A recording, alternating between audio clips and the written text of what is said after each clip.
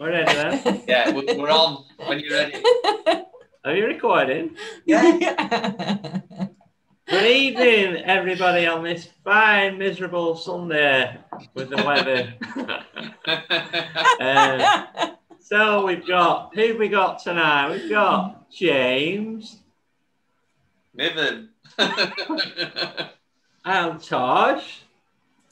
Britain. Hey! Lord, give me strength. Right, so what we're going to talk about today, it's a single parent story, and I bet you're all rubbing your hands excited about what me and James and Tosh are going to share. Well, we're going to talk about a single parent holiday that me and James went on in May 2017, and we're also going to touch on a holiday that me and James haven't heard about yet, that Tosh went on as a single parent. Wait for that one. So, James, I'm going to hand it over to you because my ear infection's been pretty bad today, and I need a break. You've not said your bit yet, mate. Oh yeah, sorry. So how the holiday came about is obviously, as you've worked out, if you're in our group, that I do everything and James just is a passenger. So I organised. Bit harsh. I know, but it's true. So I organised. Navigator, take the navigator. He knows I'm your wingman. Yeah. I couldn't do it without him, really. Keep him grounded. Right, so my mother finds bargains, doesn't she, James? Yeah, your mum. Yeah, she's got a bargain. Really good bargain. Now, to be fair, she's never, ever got one wrong. But this one, she couldn't have got it more wrong.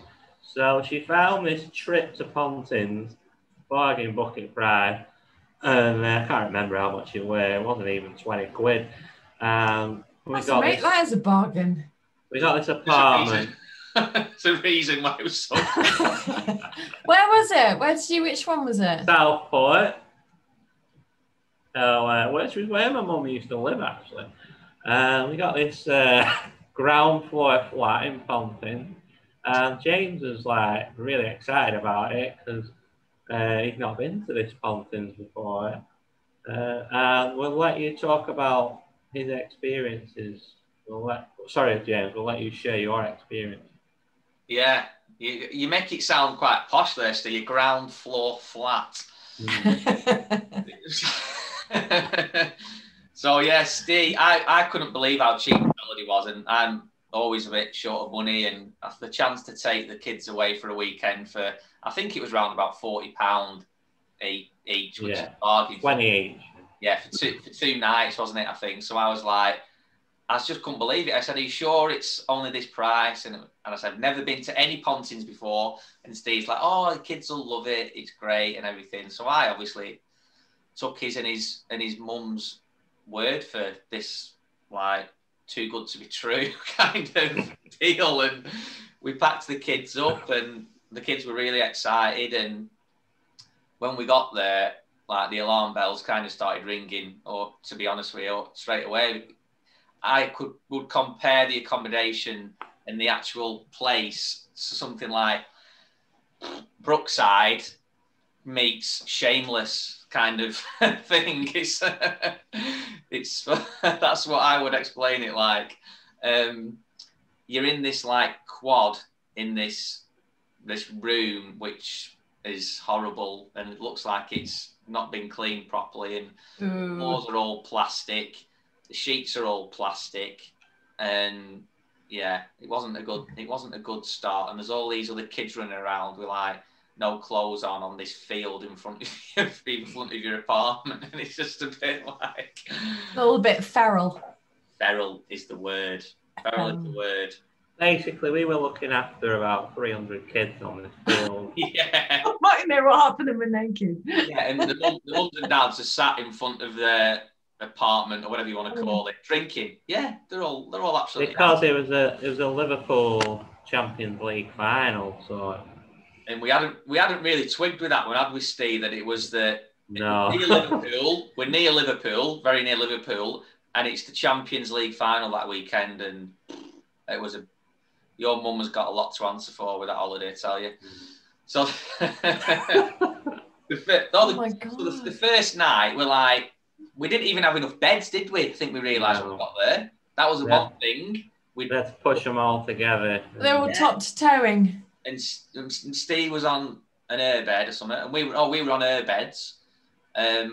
Steve, when he goes to bed, he takes his hearing aid out, which.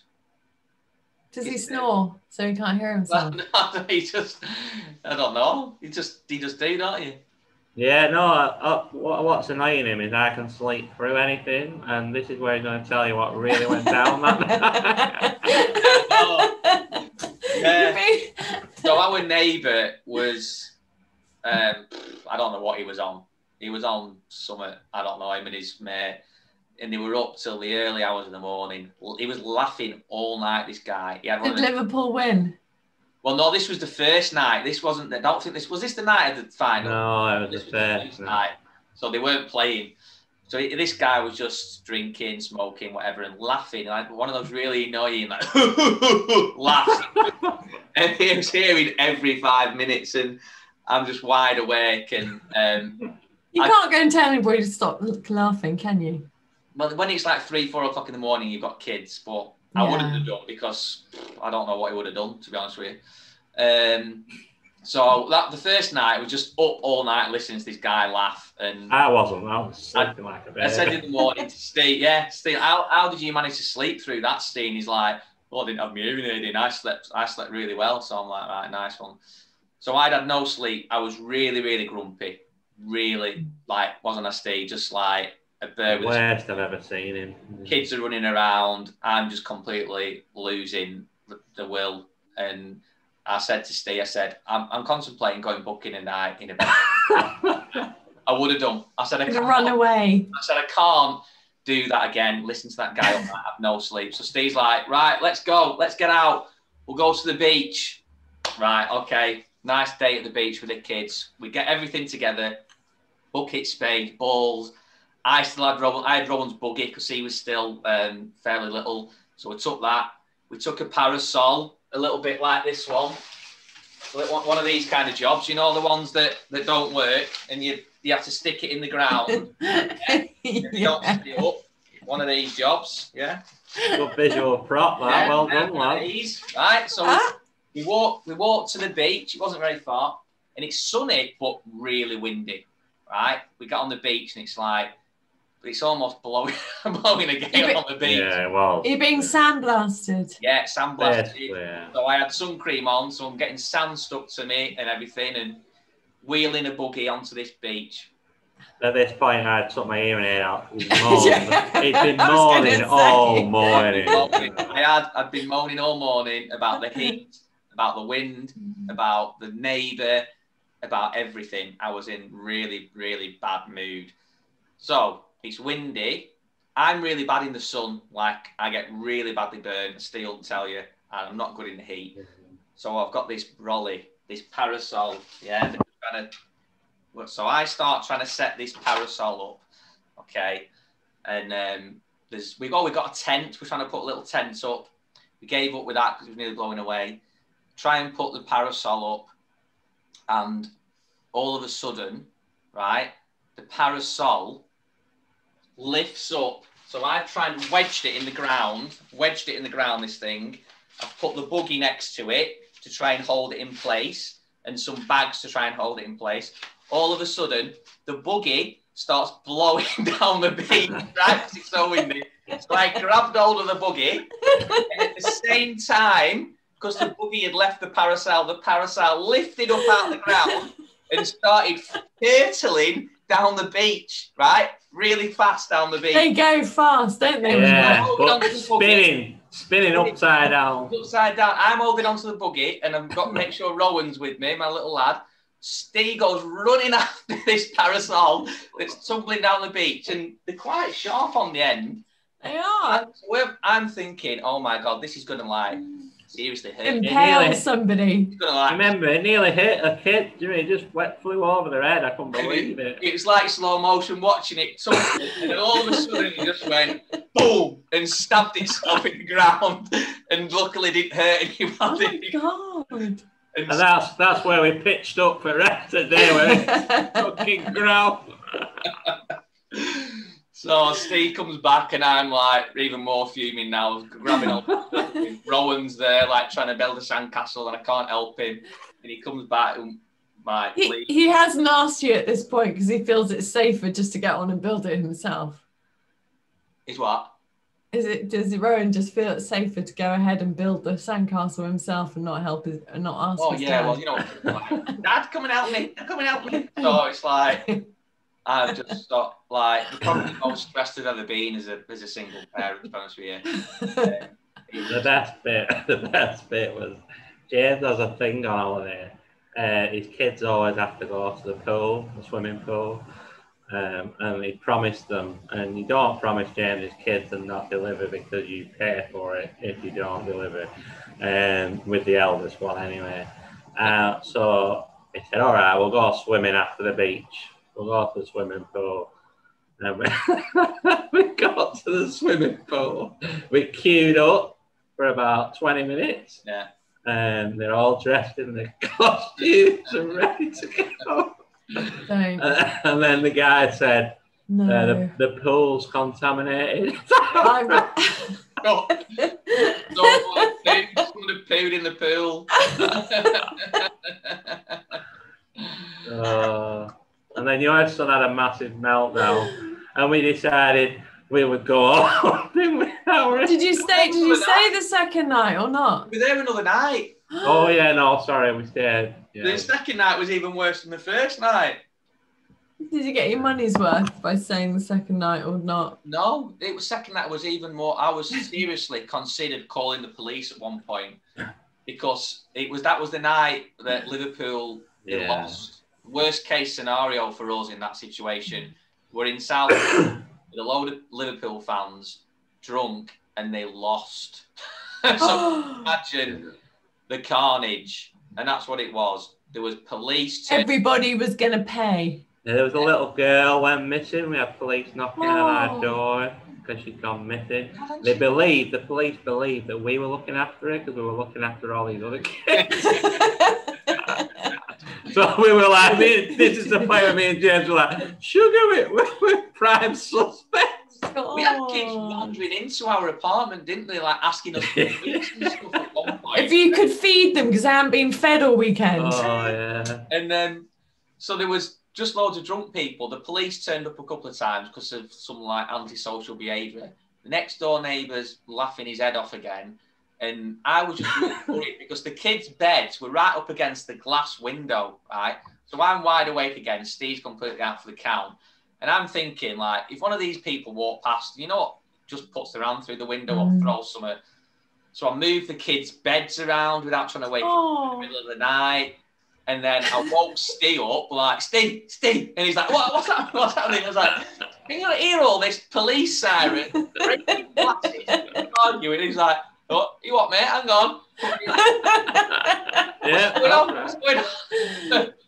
And I'm like, I'm going to call the police, mate. I said, if there's anything else, I'm going to call the police. And the police something else. And just this point, I just like couldn't believe that Steve hadn't warned me about this place. And he was like, I thought you knew what Pontins was like. No, I definitely didn't, else I wouldn't. Have you been back? No. The best bit was the following day. His little boy Rowan hadn't had much sleep on the Saturday night because of the bed move. So I don't know if James. Not everything else, just the bed, just his dad. I nipped out to get a McDonald's because Rowan loves McDonald's, and we got these chicken nugget Happy Meals, and you know how we were saying kids coming in and out of our apartment. I mean, at this point, James is really tired. You know, he's like proper bad now, and we're just chilling on settee, and then Rowan comes in screaming, going, "Daddy, where's my chicken nuggets?" his whole Happy Meal had vanished, and we were looking around the apartment for it. And there's this kid walking out the field eating his Happy Meal. It's just like, oh no. Somebody nicked it off him. Yeah, Yeah, just Oh my to top it off. God. The thing is, like, this just like kind of shows how like innocent kids can be. Yeah. Our children, my children and Stephen's children, still talk about that holiday as one of the best holidays they've had, don't they, mate? Yeah, Oh they my did. They loved it. There was like some bouncy castles. They got to run around on the field at night. And, you know, they just thought they didn't see any of the, or they were oblivious to all the bad stuff, and they just think it was such a great holiday. So you know when we did the Tuesday takeaway, we're going to do the Tuesday takeaway, yeah? There we talk about being childlike in lockdown, and that's what it's all about. No, just being, loved it. having that childlike, you know, outlook as opposed to an adult one. Instead of focusing on the bad, you just focus on all the good stuff that's around. That's true. There wasn't much good stuff. But enough. Yeah. I'll be How honest. are we doing for time to get Tosh's story? Gosh, go for it. Oh, that's all right. I just wanted to say, like, I remember when my parents, they moved down from East Liv in Scotland, like in the Highlands of Scotland, and they moved down to Dorset in the south, and it was really obviously mega expensive, and they didn't have any money at all. And it was one Christmas, and they were like, we literally just don't have any money for Christmas presents. And a friend of theirs were giving away some ducks, some white ducks. And so we got given a white duck each for Christmas. And we had to dig a hole in the lawn, which was apparently so there was a stream going underneath it. It was quite wet in a part of the lawn. And we actually dug a little pond. And that, do you know what? I always remember that Christmas as being the best Christmas ever. Because you got a duck. I got a duck for Christmas. Gift that keeps on giving, a duck, innit?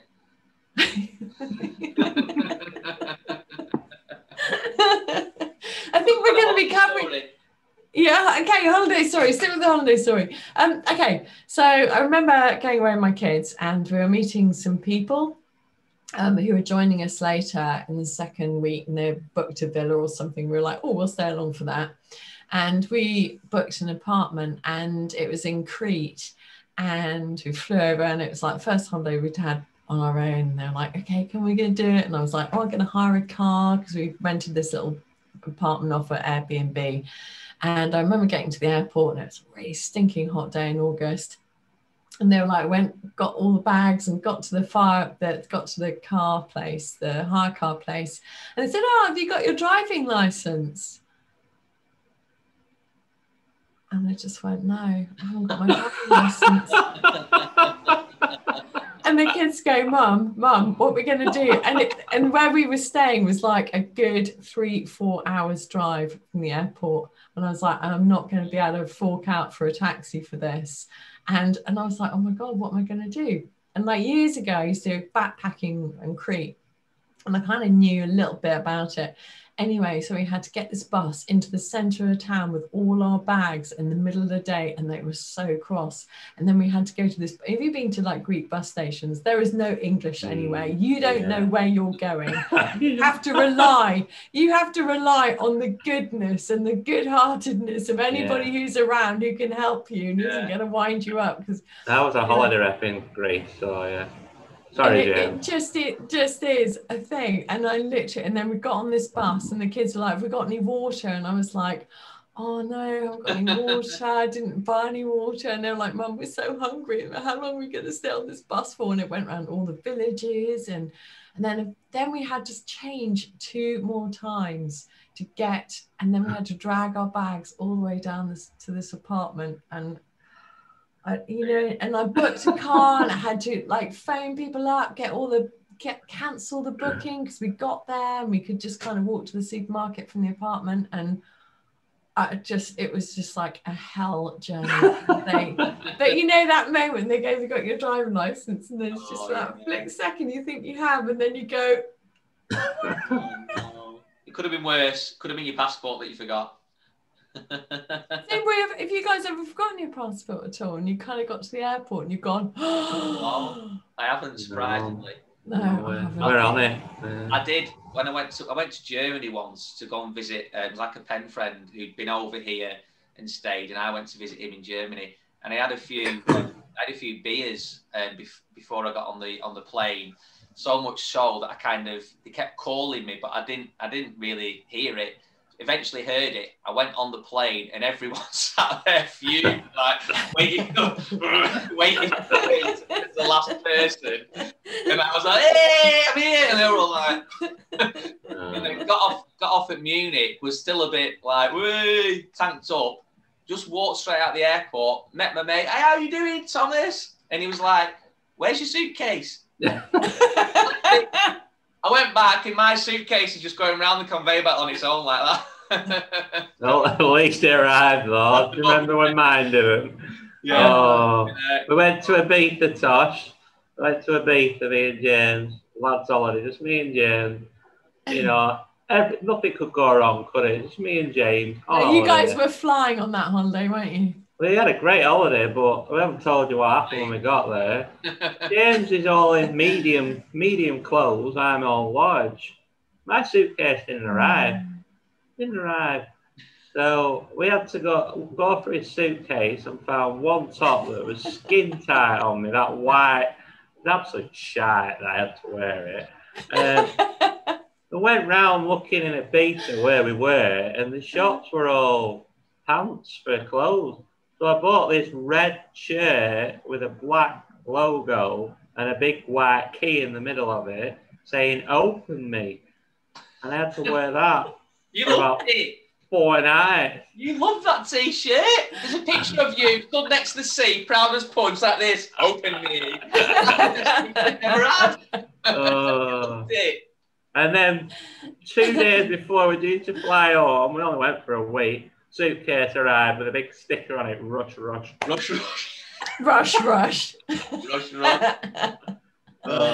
It's no fun when your luggage doesn't ever turn up. I remember being on a business trip and I've got a paranoia about that now. Every time I go on holiday, I'm dreading the suitcase drop. Yeah. So we are planning on running some single parent holidays when things get back to normal, guys. So just remember the stories. Without wanting to mention any names, if that one comes up, then perhaps not. You're in for a treat if you come away with me and stay at home. Yeah, you are. It will not be a dull moment. Let's put it that way. I want to come away with you guys. You'll forget your driving license. Steve won't have a suitcase, and you'll forget something. I'll miss the flight. The worst thing I have forgot, when you said you forgot your passport, Tosh, I forgot my hearing aid batteries. Not good if your battery dies on holiday because you went to Southport. I do remember though interviewing a lady in my job at work with a hearing problem, and I have a hearing problem. And I said, "What's wrong with your hearing aids?" And she said, "They're broken." So I had a look, and it was just a case with no batteries in them. So what I did, I've got this covered, not thinking at all. This is me being totally random, thinking I've solved it. Took my hearing aid battery out, put it in there, and went, "Can you hear me?" And went, "Stop shouting." I thought, yes, I can do this interview. So I started asking her all the questions, and then she responded, and I went, "What?" So every question, I had to take the battery out, and I was with that lady for about 6 hours trying to solve her problems because of the hearing aid battery. And I said to her at the end of it, I said, "Next time I come to see you, I'm going to bring a shed load of batteries." I like that. I like that you helped her though. Yeah, very thoughtful, that's Steve. Right then, I think we're done, aren't we? Holidays. Yeah.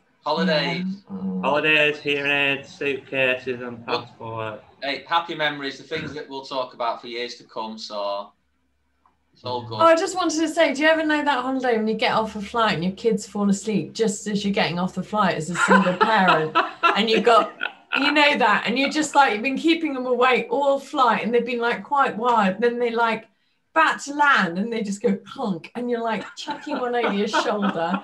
You got bags. You got the other one, dragging the other one along, and you're thinking, what am I going to do when I get to the trolley and like getting all the luggage off the whatever, the carousel? I've got a question for you on that. You know the papooses that you can put your baby in? Does it matter which way around that the baby's in? I don't know. I don't think So you can have them facing you, can't you? Or you can have them facing outwards. Yeah. I always got told, I used to have my son facing outwards so he could see what's going on. I got told that was dangerous because if I fell over, he'd hit his face. Is there not different ones for different? I think the little baby ones, you have them facing in, don't you? The baby when they're little. Yeah, the little. And then when they're bigger, you can turn them out. I've seen loads of people with them outwards. Yeah. I think it just depends on the age of the child. I was just worried I've been doing it wrong all them years. Are your children all okay? Did you ever fall over? We'll come to that. Children are all right. Children are all right, but Steve's not. Yeah, we've got an episode, guys, that we need to do on blips and errors by Steve and James with a kid. Definitely on me, anyway, a big one. Yeah, well, you can lead that one, mate. Yeah. Right, well, anyway, thanks for watching, guys, and don't forget to subscribe to the YouTube channel if you like. Check us out on Instagram, single.parents.united, and on Facebook at Single Parents United. Stay safe, everybody. Bye. Bye.